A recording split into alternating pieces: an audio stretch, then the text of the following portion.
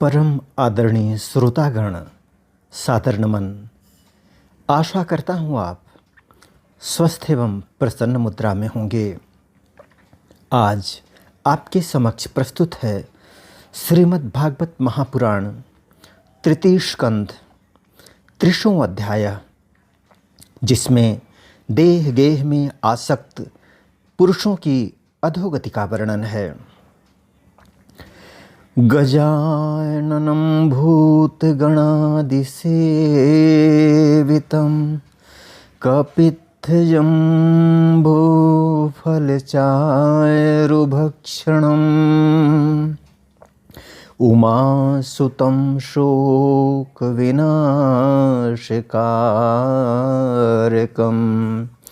नमामि विघ्नेश्वरपादपङ्कजम्।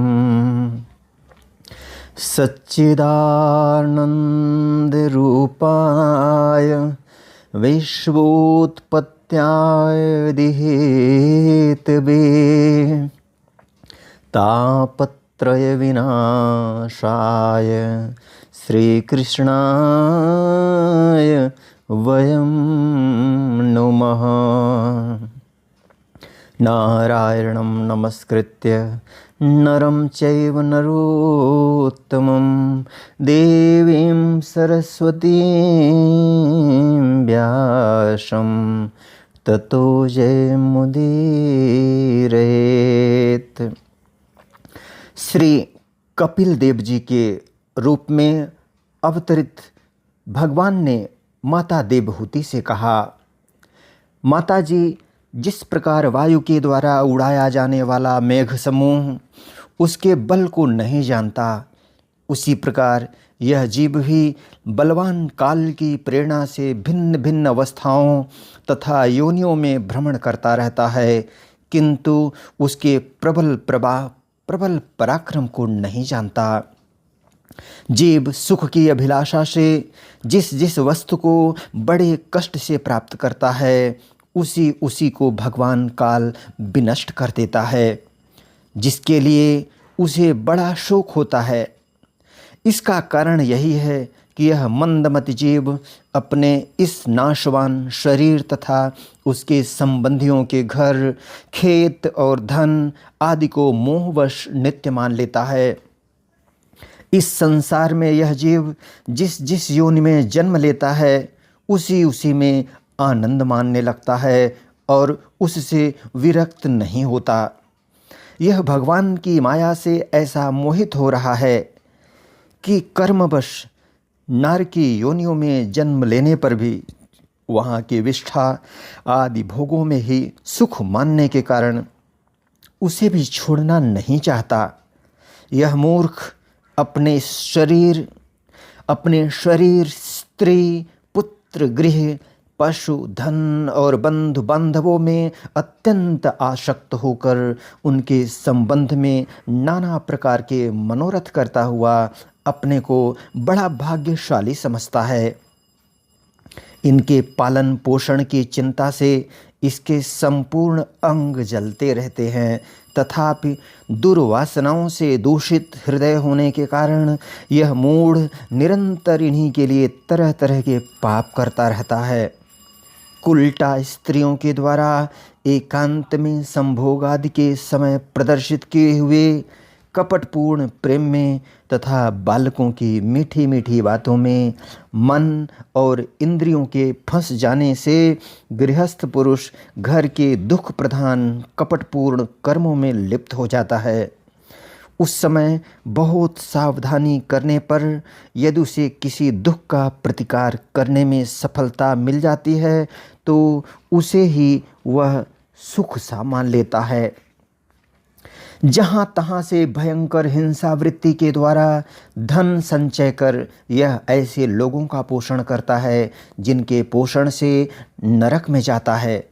स्वयं तो उनके खाने पीने से बचे हुए अन्न को ही खाकर रहता है। बार बार प्रयत्न करने पर भी जब इसकी कोई जीविका नहीं चलती, तो यह लोभवश अधीर हो जाने से दूसरे के धन की इच्छा करने लगता है।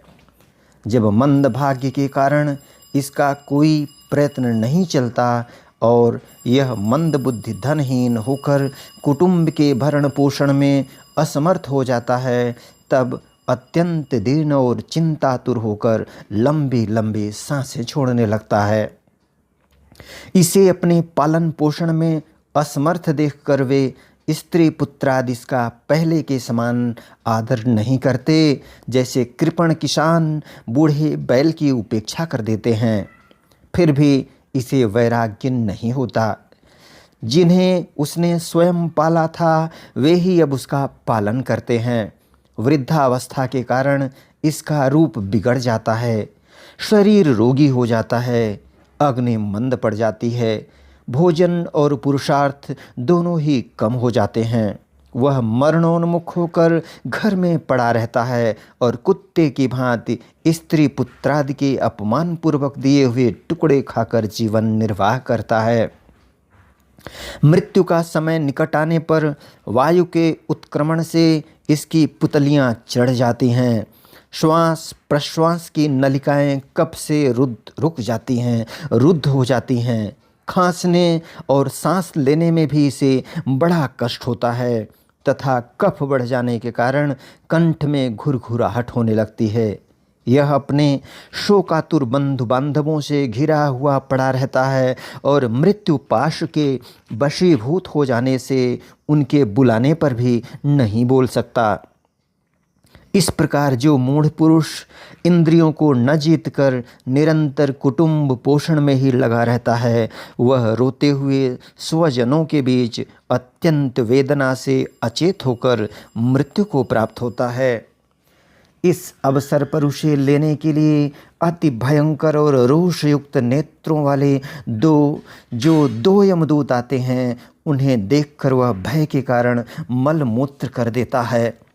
वे यमदूत उसे यातना देह में डाल देते हैं और फिर जिस प्रकार सिपाही किसी अपराधी को ले जाते हैं, उसी प्रकार उसके गले में रस्सी बांधकर बलात् यमलोक की लंबी यात्रा में उसे ले जाते हैं। उनकी घुड़कियों से उसका हृदय फटने और शरीर कांपने लगता है। मार्ग में उसे कुत्ते नोचते हैं। उस समय अपने पापों को याद करके वह व्याकुल हो उठता है। भूख प्यास उसे बेचैन कर देती है तथा घाम, दावानल और लूओं से वह तप जाता है।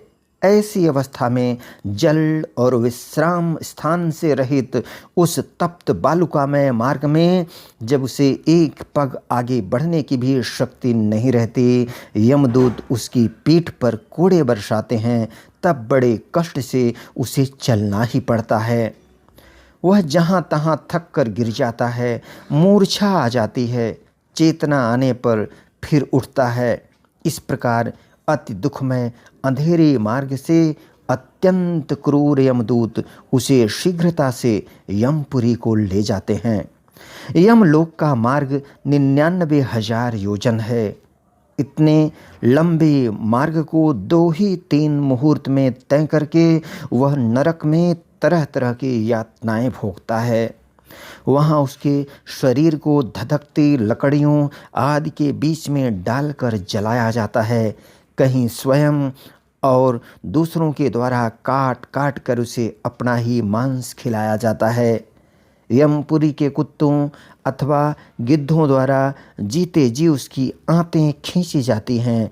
सांप, बिच्छू और डांस आदि डसने वाले तथा डंक मारने वाले जीवों से शरीर को पीड़ा पहुंचाई जाती है। शरीर को काटकर टुकड़े टुकड़े किए जाते हैं। उसे हाथियों से चिरवाया जाता है, पर्वत शिखरों से गिराया जाता है अथवा जल या गड्ढे में डालकर बंद कर दिया जाता है। ये सब यातनाएं तथा इसी प्रकार तामिश्र, अंध तामिश्र एवं रौरव आदि नरकों की ओर और भी अनेकों यंत्रणाएं स्त्री हो या पुरुष उस जीव को पारस्परिक संसर्ग से होने वाले पाप के कारण भोगनी ही पड़ती हैं। माताजी, कुछ लोगों का कहना है कि स्वर्ग और नरक तो इसी लोक में हैं, क्योंकि जो नर की यातनाएं हैं वे यहाँ भी देखी जाती हैं। इस प्रकार अनेक कष्ट भोग कर अपने कुटुंब का ही पालन करने वाला तथा केवल अपना ही पेट भरने वाला पुरुष उन कुटुंब और शरीर दोनों को यहीं छोड़कर मरने के बाद अपने किए हुए पापों का ऐसा फल भोगता है। अपने इस शरीर को यहीं छोड़कर प्राणियों से द्रोह करके एकत्रित किए हुए पाप रूप पाथेय को साथ लेकर वह अकेला ही नरक में जाता है। मनुष्य अपने कुटुंब का पेट पालने में जो अन्याय करता है उसका दैव विहित कुफल वह नरक में जाकर भोगता है। उस समय वह ऐसा व्याकुल होता है मानो उसका सर्वस्व लुट गया हो। जो पुरुष निरी पाप की कमाई से ही अपने परिवार का पालन करने में व्यस्त रहता है वह अंध तामिश्र नरक में जाता है, जो नरकों में चरम सीमा का कष्टप्रद स्थान है। मनुष्य जन्म मिलने के पूर्व जितनी भी यातनाएं हैं तथा शूकर कुकर आदि योनियों के जितने कष्ट हैं उन सबको क्रम से भोग कर शुद्ध हो जाने पर फिर वह मनुष्य योनि में जन्म लेता है। इति श्रीमद्भागवत पुराणे ओम इति श्रीमद्भागवते महापुराणे पारमहंस्यां संहितायां तृतीय स्कन्धे कापिलेयोपाख्याने कर्म विपाको नाम 3 अध्यायः। बोलो वृंदावन बिहारी लाल की जय। यदक्षर पदभ्रष्टं मात्राहीनं च यद् भवेत् तत्सर्वं क्षम्यतां देव प्रसीद परमेश्वर। वीडियो देखने के लिए धन्यवाद एवं आभार। जय हिंद, जय जगत। आपका जीवन मंगलमय हो।